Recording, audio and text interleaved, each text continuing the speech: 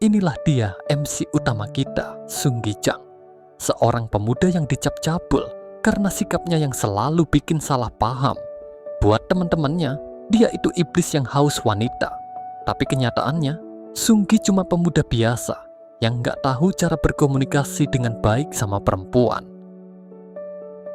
Ditambah lagi, dia kayak punya kutukan sial yang bikin hidupnya makin kacau. Bagaimana kelanjutan kisahnya? Langsung saja kita mulai. Bab 1. Aku orang mesum. Di dalam kelas Sung Gi-jang terlihat tengah menguap sambil merentangkan tangannya. Tapi ia merasa ada yang aneh. Dan benar saja, tangan Sung Gi-jang tanpa sengaja mengangkat rok teman sekelasnya. Sung Gi-jang kaget bukan main. Sontak saja teman sekelas Sung Gi-jang yang bernama An Se-nak tampak kesal dan marah. Sung Gi-jang mencoba untuk menjelaskan kesalahpahaman yang terjadi. Tapi apalah daya, karena hal seperti ini sering dilakukan oleh Sung Gi-jang. Ia langsung dihajar habis-habisan. Dan label pemuda mesum semakin melekat pada diri Sung Gi-jang. Sepulang sekolah, di stasiun kereta, tampak Sung Gi-jang yang masih babak belur dan berjalan sempoyongan. Lagi-lagi Sung Gi-jang yang masih trauma terlihat kaget saat pintu kereta terbuka. Kereta tersebut dipenuhi oleh wanita-wanita muda dan cantik. Sung Gi-jang langsung memasang mode pertahanan karena ia tidak ingin melakukan kesalahpahaman lainnya. Sung Gi-jang mencoba untuk menutup mata di sepanjang perjalanan. Ketika ia hendak berdiri, tiba-tiba malapetaka lainnya terjadi. Tanpa sengaja ia menabrak wanita yang sedang berdiri tepat di depannya. Sung Gi-jang langsung kikuk dan segera bergerak mundur. Sayangnya ia terpeleset. Tanpa ia sadari tangannya telah berada di tempat yang salah. Ya, double kill terjadi. Sung Gi-jang berusaha semampunya untuk menjelaskan bahwa semuanya terjadi karena ketidaksengajaan. Sayangnya, hook kiri melayang tepat di wajah Sung Gi-jang.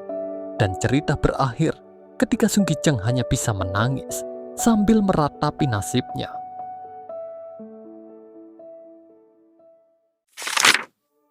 Dari kejauhan, tampak Sung Gi-jang yang sedang terpukau melihat seorang wanita yang sangat cantik. Tak hanya Sung Gi-jang, orang lain pun sama-sama terpukau oleh pesona wanita tersebut. Tiba-tiba wanita itu pergi berlari mengejar seseorang. Sambil menangis, ia menghampiri sesosok laki-laki tampan dan super keren. Ternyata laki-laki itu adalah pacarnya yang selama ini terus menghindarinya. Laki-laki itu tampaknya tak lagi menyukai si wanita. Sung Gi-jang yang sedari tadi memperhatikan, terlihat begitu terpukau melihat bagaimana seorang laki-laki bisa dengan begitu mudahnya meninggalkan seorang wanita cantik. Sung Gi-jang yang merupakan seorang jomblo abadi merasa malu pada dirinya sendiri. Cerita berlanjut. Kita diperkenalkan dengan seorang teman Sung Gi-jang yang bernama Hwang Jae. Diperlihatkan penampilan Hwang Jae yang begitu berantakan. Hwang Jae meminta agar Sung Gi-jang membantu tugas sekolahnya karena ia takut gagal ujian untuk yang keempat kalinya. Karena Sung Gi-jang merasa kasihan, ia pun membantunya. Setelah itu Hwang Jae berterima kasih dan berkata akan membantu Sung Gi-jang jika ada masalah. Karena permasalahan Sung Gi-jang adalah tentang wanita, ia merasa bahwa Hwang Jae bukanlah orang yang tepat untuk membantunya. Ketika berjalan di koridor sekolah, Sung Gi-jang terkejut melihat seorang wanita. Wanita itu adalah si petinju yang berhasil menghook Sung Gi-jang di kereta api. Sung Gi-jang yang masih trauma segera bersembunyi di balik tembok. Tiba-tiba dua orang yang sedang berlari menabrak lemari loker. Sung Gi-jang yang melihat ada batu bata di atas loker, tanpa pikir panjang langsung berlari untuk menyelamatkannya. Malangnya kaki Sung Gi-jang malah tersandung dan pemandangan yang tak seharusnya kembali terjadi. Seperti deja vu, Sung Gi-jang kembali kikuk. Sambil menangis, ia berusaha sekuat tenaga untuk menjelaskan apa yang sebenarnya terjadi. Sementara itu, batu bata yang tadi ada di atas loker terjatuh dan menimpa kepala si wanita. Tapi ternyata itu hanyalah sebuah spons. Melihat itu, Sung Gijang hanya bisa pasrah dan mencoba melindungi mukanya dari hook kiri si wanita. Tapi, keajaiban terjadi.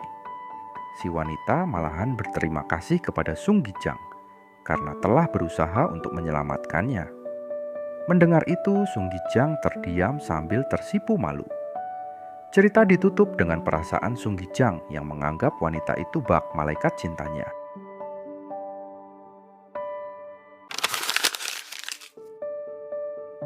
Cerita dimulai dengan Sung Gijang yang terlihat sangat bahagia. Baru pertama kali ada wanita yang melihat Sung Gijang bukan sebagai orang mesum. Wanita itu bernama Yura. Tiba-tiba Sung Gijang dikagetkan oleh Wang Jae yang berkata, "Itu tadi laki banget bro." Wang Jae langsung memperagakan adegan yang dilakukan Sung Gijang tadi. Sung Gijang benar-benar merasa malu dibuatnya. Ia langsung lari meninggalkan Wang Jae. Keesokan harinya, tampak Wang Jae yang sedang bersemangat untuk mengikuti kelas selanjutnya. Di depan kelas, Wang Jae dikejutkan ketika melihat Sung Gijang sedang berduaan bersama Yura. Wang Jae langsung memanggil Sung Gijang dan kembali menggodanya. Sung Gijang dan Yura tampaknya kini telah semakin dekat. Yura merasa kagum dan terus memuji Sung Gijang. Karena Sung Gijang termasuk murid yang berprestasi di bidang akademik, Sung Gijang merasa dia benar-benar telah jatuh cinta pada Yura. Tak lama kemudian, Yura berkata bahwa ia ingin minum kopi. Mendengar itu, Sung Gijang secepat kilat langsung berlari ke kantin. Lagi-lagi, Sung Gijang bertemu Wang Jae yang masih terus-terusan menggodanya. Sepulang sekolah, Yura bersama teman-temannya mengajak Sung Gijang untuk makan malam di luar. Sung Gijang langsung bersemangat dan bilang bahwa ia yang akan mentraktir. Yura dan temannya terlihat senang sambil memuji kebaikan Sung Gijang. Mendengar itu, Sung Gijang tampak begitu bahagia. Hari-hari berikutnya tampak Sung Gijang yang sedang terduduk lemas seperti zombie. Ternyata selama 3 hari terakhir, ia terus-terusan mentraktir Yura bersama teman-temannya. Tiba-tiba, moncong berkumis mendekatinya. Sung Gijang sangat terkejut. Ternyata itu adalah Wang Jae. Melihat keadaan Sung Gijang sekarang, Wang Jae memberikan sebuah saran bak orang bijak. Di sana ada banyak laki-laki yang punya lebih dari uang dan penampilan. Entah apa maksudnya, Sung Gijang sama sekali tidak mengerti. Tiba-tiba Yura datang menghampiri Sung Gijang. Yura berkata bahwa ia lapar. Sung Gijang pun dengan cepat kembali mentraktir Yura. Suasana kelas menjadi sangat riuh. Seorang wanita sedang memamerkan tas mewah yang ia dapat dari pacarnya. Melihat itu, Yura tampak iri dan kesal. Yura berkata, jika ia punya pacar, ia juga mau dibelikan tas seperti itu. Mendengar itu, Sung Gijang terus menatapi tas mewah yang sangat diinginkan Yura. Sung Gijang berkata bahwa ia akan membelikan Yura tas itu. Yura langsung berterima kasih sambil mendekatkan mukanya. Sung Gijang meresponnya dengan sangat gugup, dan yang terjadi adalah sesuatu yang tak terduga. Sung Gijang terlalu asik dengan lamunan indahnya. Ketika Sung Gijang membuka matanya, dia sangat terkejut. Ternyata bibirnya Sung Gijang menempel di celana seseorang. Dan lagi-lagi yang menjadi korbannya adalah Ansena. Tanpa sempat bereaksi, Sung Gijang langsung tak sadarkan diri. Di tempat lain, tampak Yura sedang menemui seorang pria kaya. Pria itu memberikan Yura tas mewah dambaannya. Yura sangat senang dan langsung memeluk si pria kaya. Cerita ditutup dengan panel yang memperlihatkan sosok Yura yang sebenarnya.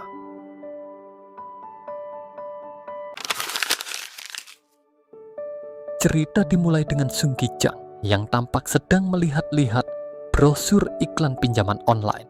Tiba-tiba, ia dikagetkan oleh kehadiran Huang Jai. Dengan wajah malu-malu, Sung Gijang mengakui bahwa ia sedang membutuhkan uang untuk membeli hadiah bagi seseorang yang istimewa. Lagi-lagi, Huang Jai menasihatinya dengan bijak. Ia berkata, karisma seorang pria adalah hadiah yang paling alami dan berharga. Itu yang sebenarnya Sung Gijang butuhkan. Keesokan harinya, Sung Gijang masih terus memikirkan cara agar bisa membeli tas mewah untuk Yura. Tanpa diduga, ia bertemu Yura secara tidak sengaja. Dengan semangat, Sung Gijang memanggil Yura, tetapi reaksi Yura justru dingin dan tidak menyenangkan. Ia terlihat tidak senang bertemu Sung Gijang. Sung Gijang semakin terkejut ketika memperhatikan tas yang Yura bawa. Ternyata, tas itu adalah tas mewah yang sama, persis dengan yang dipamerkan teman sekelas mereka. Yura mengabaikan Sung Gijang dan berlalu pergi. Berusaha memperbaiki suasana, Sung Gijang melambaikan tangan dan menawarkan untuk mentraktir Yura. Namun Yura malah berbalik dengan marah dan menyuruhnya pergi. Tanpa diduga, gerakan tiba-tiba Yura membuat Sung Gijang salah langkah. Lambaian tangannya secara tidak sengaja menyentuh bagian yang terlarang. Kejadian ini disaksikan oleh seorang pria kaya yang ternyata kenalan Yura. Dengan wajah penuh amarah, pria itu turun dari mobil dan menghampiri mereka. Sung Gijang segera meminta maaf, tetapi Yura malah menangis dan mengaku bahwa dirinya dibuntuti dan diganggu oleh Sung Gijang. Situasi semakin panas dan tanpa banyak bicara, pria kaya itu melayangkan bogem mentah ke wajah Sung Gijang hingga ia tersungkur. Dalam keadaan terjatuh, Sung Gijang berteriak, "Yura, aku akan membeli tas itu. Aku minta maaf. Apa kamu marah karena itu?" Namun, Yura hanya terdiam sejenak. Ia kemudian mendekati Sung Gijang dan berbisik dengan nada dingin, "Kamu benar-benar bodoh, Sung Gijang. Selama ini aku hanya mempermainkanmu." Setelah itu, Yura pergi bersama pria kaya tersebut, meninggalkan Sung Gijang yang terpaku di bawah guyuran hujan. Orang-orang di sekitar yang menyaksikan kejadian itu bukannya bersimpati, malah menyalahkan Sung Gijang. Dengan hati dan perasaan yang hancur, ia pergi meninggalkan tempat itu. Adegan berlanjut dengan Sung Gijang yang kini berdiri di tepi atap sebuah gedung, terlihat putus asa. Tiba-tiba, sesosok siluet muncul dari kegelapan. Itu adalah Huang Jai yang ternyata telah menyaksikan semua kejadian sebelumnya. Huang Jai mencoba menghibur Sung Gijang, tetapi usahanya malah memicu kemarahan temannya. "Kalau saja aku bisa memberikan tas mewah itu kepada Yura, semua ini tidak akan terjadi." Dengan tenang, Huang Jai menjawab, "Kamu seharusnya sadar, semua ini bukan tentang tas mewah." Mendengar itu, Sung Gijang terdiam. Ia mulai menyadari betapa sia-sianya usahanya selama ini. Yang ia inginkan hanyalah menemukan seseorang yang tulus mencintainya. Cerita diakhiri dengan perkataan Huang Jai seraya memasang pos keren. "Sung Gijang, apa kamu mau belajar seni untuk menaklukkan wanita?"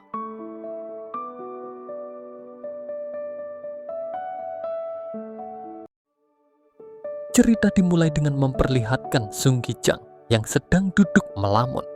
Di depan kelas tampak kamera telah bersiap. Ternyata selama ini Sung Gijang memiliki fans.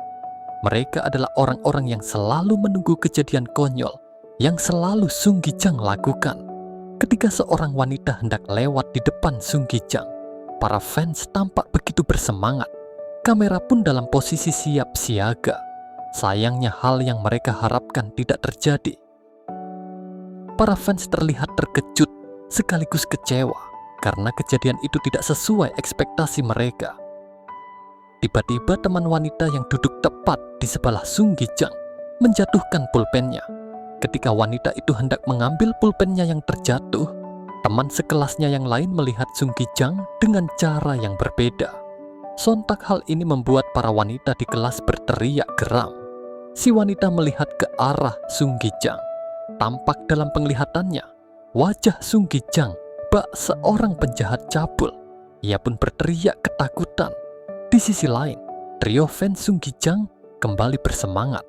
Sung Gijang yang baru tersadar dari lamunannya sangat terkejut karena tiba-tiba para wanita berteriak marah. Lagi-lagi mereka menganggap Sung Gijang adalah orang yang sangat mesum. Ia mencoba untuk menjelaskan bahwa dari tadi ia hanya duduk dan tidak melakukan apa-apa. Tapi wanita-wanita itu terlanjur emosi. Sung Gijang mencoba untuk melarikan diri dari kejaran para wanita. Sayangnya, tanpa sengaja, ia menabrak Ansena.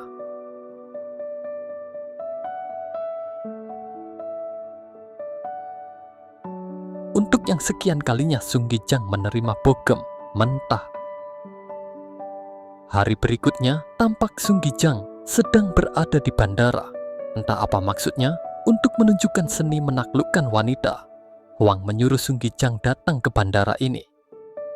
Tak lama kemudian, Sung Gijang melihat 3 orang pramugari yang sangat cantik. Mereka tampaknya sedang mengobrol dengan seorang pria. Pria itu tampak sangat tampan. Sepertinya Sung Gijang pernah bertemu dengan pria itu. Ya, pria tampan itu adalah pria yang pernah muncul di episode 1. Dari kejauhan tampak si pria tampan tiba-tiba berpose aneh di hadapan para pramugari. Melihat hal ini, Sung Gijang menyadari sesuatu yang membuatnya sangat terkejut. Pria tampan itu adalah Hwang Jae. Benar saja, Hwang Jae memanggil Sung Gijang dari kejauhan. Tatapan orang-orang tiba-tiba beralih ke arah Sung Gijang. Hal ini membuat Sung Gijang bersembunyi ketakutan. Hwang Jae bertanya, "Kenapa Sung Gijang bersembunyi?" Hwang Jae mengatakan, "Pelajaran nomor 1 adalah hilangkan ketakutanmu." Hwang Jae kembali melanjutkan, "Seharusnya Sung Gijang bisa menjadi lebih percaya diri." Hwang Jae mendekati Sung Gijang dan menyuruhnya memilih satu wanita yang paling ia suka di sini. Sontak Sung Gijang pun terkejut mendengarnya. Tapi akhirnya ia mengatakan bahwa ia suka wanita berbaju pink yang sedang duduk di sudut ruangan. Hwang Jae lalu menyuruh Sung Gijang memperhatikan apa yang akan ia lakukan.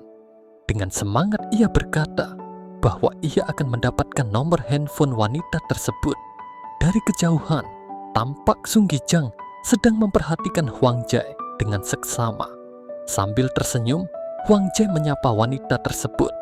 Wanita itu pun membalas sapaan Hwang Jae. Tiba-tiba Hwang Jae mengarahkan tangannya ke rambut si wanita. Tampaknya Hwang Jae mengambil sesuatu dari rambut si wanita. Ia mengatakan bahwa ada sesuatu yang menempel pada rambut si wanita. Ia menunjukkan benda tersebut yang ternyata itu adalah tali plastik kecil. Hwang Jae lalu berkata, "Jika rambutmu kotor, nanti gak bakal ada cowok yang bertanya nomor teleponmu." Lalu Hwang Jae melanjutkan gombalannya, "Tapi aku mau kok tanya nomor kamu." Wanita itu tersenyum mendengar gombalan dari Hwang Jae. Akhirnya ia pun memberikan nomor handphonenya pada Hwang Jae. Sung Gijang yang melihat ini tampak heran. Kenapa ada orang mau memberikan nomornya kepada orang yang baru dikenal? Sung Gijang bertanya pada Hwang Jae, bagaimana ia bisa melihat plastik itu ada di rambut si wanita? Lalu Hwang Jae menjawab bahwa ia telah mempersiapkannya terlebih dahulu. Hwang Jae tampak kembali terheran-heran, mencerna apa yang baru saja Hwang Jae lakukan. Kali ini, Hwang Jae menyuruh Sung Gijang mendekati seorang pramugari. Sambil mendorong Sung Gijang, Hwang Jae menyemangatinya. Sung Gijang yang didorong oleh Hwang Jae tampak kehilangan keseimbangannya.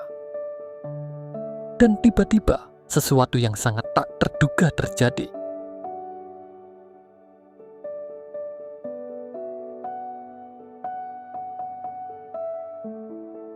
Sung Gijang berhasil mengontrol dirinya sehingga Sung Gijang selamat dari bencana.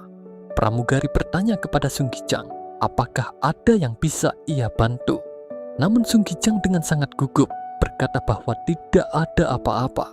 Pramugari itu pun hanya bisa tersenyum. Kemudian Sung Gi-jang secepat kilat berlari meninggalkannya.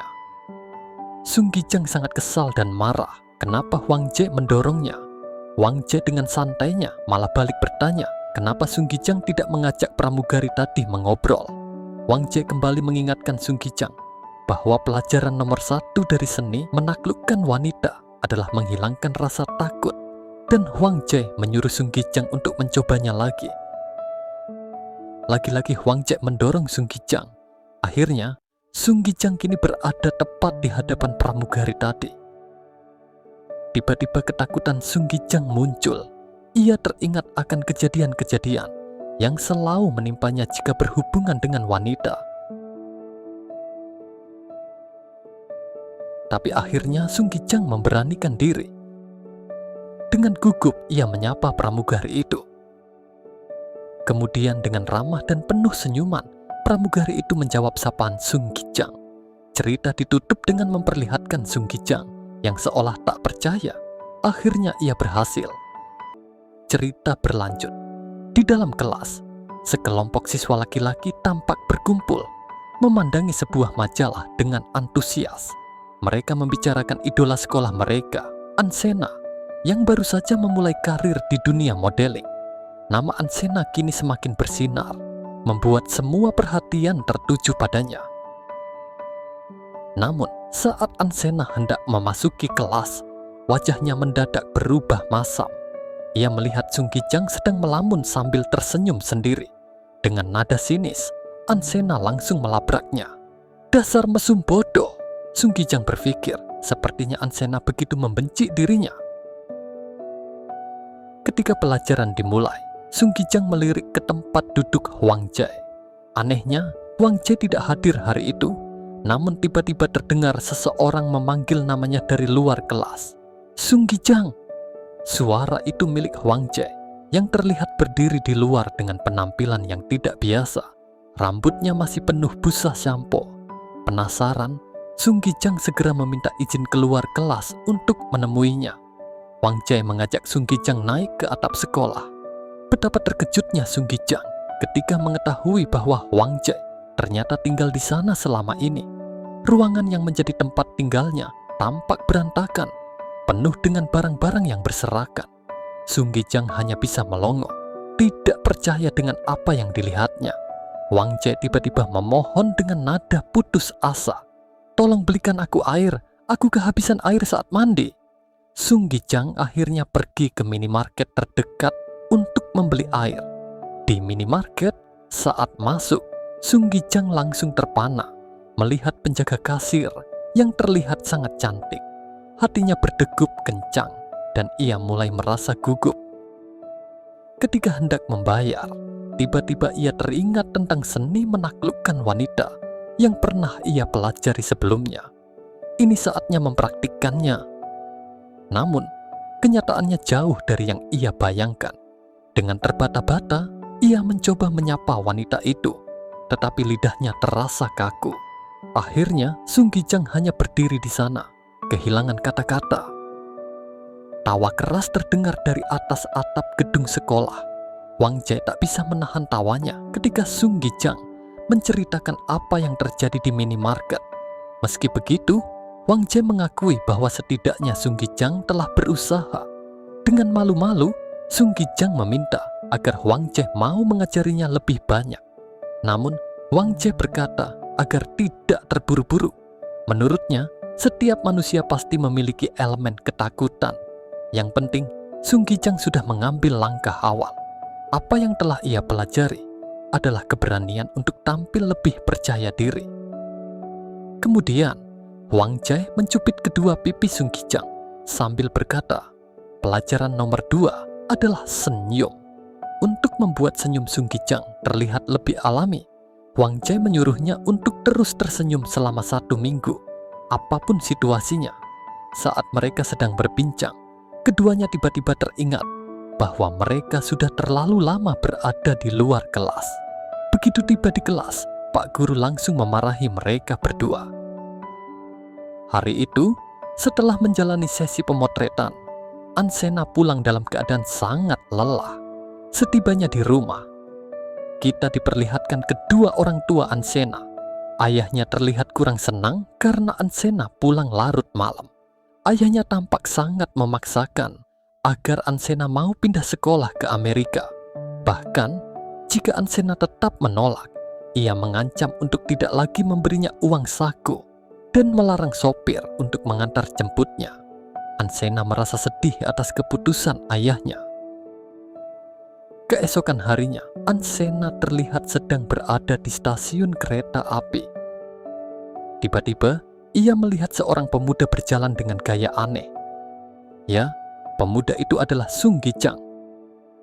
Sepanjang perjalanan, Ansena terus memperhatikannya. Dengan tangan menyilang, mata tertutup, dan senyum lebar yang tak henti-henti. Ansena heran apa yang sedang dilakukan Sung Gi-jang. Sesampainya di stasiun tujuan, perilaku Sung Gi-jang justru semakin aneh. Ketika hendak membayar, Sung Gi-jang terkejut mengetahui bahwa saldonya telah habis. Akibatnya, ia tersandung pembatas pintu otomatis dan kehilangan keseimbangan. Ansena yang sedari tadi memperhatikan menjadi terkejut ketika melihat Sung Gi-jang tanpa sengaja menabrak seorang wanita. Wanita itu sontak marah besar dan langsung menghajar Sung Gi-jang. Melihat kejadian itu, Ansena mulai berpikir, apakah semua hal yang menimpa dirinya juga selama ini benar-benar tidak disengaja? Di tengah hajaran yang diterimanya, Sung Gi-jang tampak tetap tersenyum. Teringat akan janjinya kepada Hwang Jae untuk terus tersenyum dalam kondisi apapun. Melihat ekspresi itu, Ansena mulai mengubah pikirannya. Ia mulai bertanya-tanya, jangan-jangan Sung Gi-jang memang si mesum dengan fetis aneh. Semakin lama ia memperhatikan, Ansena semakin penasaran. Seperti apa sosok sebenarnya Sung Gi-jang ini? Cerita berlanjut. Di sebuah minimarket, tampak Sung Gi-jang sedang menunjukkan kepada Hwang Jae, kasir wanita yang ia ceritakan tempo hari. Dengan percaya diri, Hwang Jae berniat menunjukkan cara yang benar mendekati seorang wanita. Dengan senyuman manis, Hwang Jae mulai menyapa kasir wanita itu. Hwang Jae mulai mengeluarkan gombalan-gombalan mautnya. Akan tetapi, ketika Hwang Jae ingin meminta nomor handphone, wanita itu menolaknya. Ia beralasan sudah mempunyai pacar. Tapi Hwang Jae tetap tersenyum tanpa terlihat kecewa sedikit pun. Hwang Jae pun berpamitan dengan halus. Sung Gi-jang yang melihat Hwang Jae gagal, merasa sangat terkejut dan segera menyusulnya. Di luar minimarket, Sung Gi-jang bertanya kepada Hwang Jae, mengapa ia bisa gagal? Hwang Jae menjawab, apakah itu sebuah kerugian? Apakah ia telah kehilangan sesuatu? Dengan percaya diri, Hwang Jae mengatakan, ia telah memberi wanita itu kesempatan untuk mengenalnya. Tapi wanita itu menolaknya. Jadi yang sebenarnya rugi adalah wanita tadi. Mendengar itu, Sung Gi-jang sangat kagum dengan kepercayaan diri yang ditunjukkan Hwang Jae. Keesokan harinya, Sung Gi-jang baru saja tiba di kelas. Ia melihat ke arah Hwang Jae yang tampaknya sedang bersemangat untuk belajar. Ketika pelajaran sedang berlangsung, Sung Gi-jang mengingat-ingat kembali hal-hal apa saja yang telah ia pelajari dari Hwang Jae. Sung Gi-jang pun mencatatnya satu persatu. Ketika ia melihat ke arah Hwang Jae, Sung Gi-jang langsung tertawa geli. Hwang Jae yang terlihat sangat semangat belajar di awal, tertidur pula selama jam pelajaran. Di sisi lain, ternyata Ansena sedari tadi diam-diam terus memperhatikan Sung Gi-jang. Melihat Sung Gi-jang yang sedang mengobrol dan tertawa bersama Hwang Jae, membuat Ansena penasaran apa yang sedang mereka bicarakan. Tiba-tiba teman Ansena mendatanginya dan bertanya, mengapa sedari tadi Ansena terus-terusan melihat ke arah Sung Gi-jang. Dengan gugup Ansena membantahnya. Ia berkata bahwa yang ia lihat adalah teman ngobrol Sung Gi-jang. Ia terlihat sangat aneh. Temannya pun menjawab, ya, mereka berdua memang sangat aneh. Ketika Sung Gi-jang dan Hwang Jae lewat di depan mereka, seperti inilah gambaran Sung Gi-jang dan Hwang Jae di mata para wanita itu. Hal ini membuat mereka merasa jijik lalu lari sambil berteriak. Pagi harinya, tampak Wang Jie sedang berolahraga di sebuah taman. Wang Jie juga mengajak Sung Gijang untuk datang. Kemudian Wang Jie membawa Sung Gijang ke suatu tempat. Setibanya di lokasi, Sung Gijang tampak sudah tidak kuat karena fisiknya sangat lemah. Terlihat Wang Jie telah duduk di kursi sambil senyum-senyum sendiri. Sung Gijang tak mengerti apa yang sedang Wang Jie lakukan. Dari tadi ia hanya tersenyum sembari terus melihat jam tangannya. Tiba-tiba terdengar teriakan keras dari arah belakang Sung Gijang. Ketika Sung Gijang berbalik, tampak sekumpulan wanita sedang jogging bersama. Sepertinya mereka dari sebuah klub olahraga. Lalu Sung Gijang berbalik ke arah Wang Jie. Seperti dugaannya, Wang Jie sedang caper sambil memamerkan ototnya. Ternyata inilah alasan mengapa Wang Jie mengajak Sung Gijang ke sini. Kedatangan wanita-wanita inilah yang sedang ditunggu Wang Jie. Tiba-tiba Wang Jie datang mengejutkan Sung Gijang. Ia menyuruh Sung Gijang mendatangi wanita-wanita itu dan mengajaknya mengobrol. Sung Gijang pun berkata bahwa ia tak akan bisa. Wang Jie berkata, inilah saatnya Sung Gijang mempraktekkan apa yang telah ia pelajari. Kemudian ia melanjutkan, pelajaran nomor 3 adalah menguasai sebuah pembukaan. Wang Jie menjelaskan, pembukaan dalam sebuah percakapan sangatlah penting. Percaya diri dan senyuman adalah kuncinya. Salah dalam melakukan pembukaan, seperti mengawalinya dengan kata permisi atau maaf, itu akan membuat suasana menjadi canggung. Lalu Wang Jie langsung menyuruh Sung Gijang untuk melakukannya. Sung Gijang yang masih merasa bingung harus berkata apa nantinya, tiba-tiba saja langsung didorong Wang Jie. Kini Sung Gijang sudah berada tepat di depan para wanita. Baiklah, aku harus senyum dan percaya diri, pikir Sung Gijang. Wanita itu bertanya, ada apa? Melihat mereka sedang memegang botol minum, dengan ekspresi senyum aneh Sung Gijang berkata, bisakah ia meminta airnya? Wanita itu menjawab dengan canggung, ini bukan air, tapi sereal. Sung Gijang dengan cepat langsung meminta maaf dan berlari pergi. Wang Jie yang melihat itu semua sontak langsung tertawa lepas. Ia lalu berkata, memang jika pembukaannya salah, maka memulai percakapan selanjutnya akan terasa berat. Sung Gijang lalu berkata, seharusnya Wang Jie mengajarinya terlebih dahulu. Wang Jie pun mengingatkan kembali pembukaan percakapan yang mereka lakukan saat di bandara. Semuanya memang butuh latihan dan pembiasaan. Setelah itu, Wang Jie mengajak Sung Gijang untuk sarapan. Mereka pun pergi ke minimarket. Sung Gijang menggoda Wang Jie. Apa yang akan Wang Jie lakukan saat bertemu kasir cantik itu? Karena sebelumnya Wang Jie pernah ditolak. Setibanya di minimarket, kasir wanita itu langsung menyapa ramah Wang Jie. Melihat mereka begitu akrab, Sung Gijang menjadi sangat terkejut. Bahkan ketika mereka sedang sarapan, wanita itu terus-terusan menatap Wang Jie. Sung Gijang langsung bertanya, kok bisa kasir itu terlihat sangat menyukai Wang Jie? Wang Jie menjawab, ketika ia datang lagi ke sini, mereka sempat mengobrol sebentar. Sung Gijang pun kembali bertanya, bukankah sebelumnya Wang Jie telah gagal? Wang Jie lalu memarahi Sung Gijang. Tidak ada yang namanya sukses dan gagal dalam urusan cinta. Wang Jie balik bertanya kepada Sung Gijang, apa itu seni menaklukkan wanita? Sung Gijang menjawab, itu adalah cara untuk mendapatkan wanita yang kita sukai. Wang Jie pun menambahkan, seni menaklukkan wanita adalah kemampuan untuk mengungkapkan perasaan yang ada di dalam hati dan diungkapkan lewat perkataan maupun perbuatan. Setelah itu, Wang Jie pun mengajak Sung Gijang bersiap-siap masuk sekolah. Sung Gijang merasa tak puas. Ia bertanya kepada Wang Jie, siapa Wang Jie yang sebenarnya? Mengapa ia tahu banyak tentang wanita? Cerita pun berakhir dengan panel menunjukkan Wang Jie yang berkata, orang-orang memanggilku dengan nama Master Kaiser, the pick up artist. Nah, Wang Jie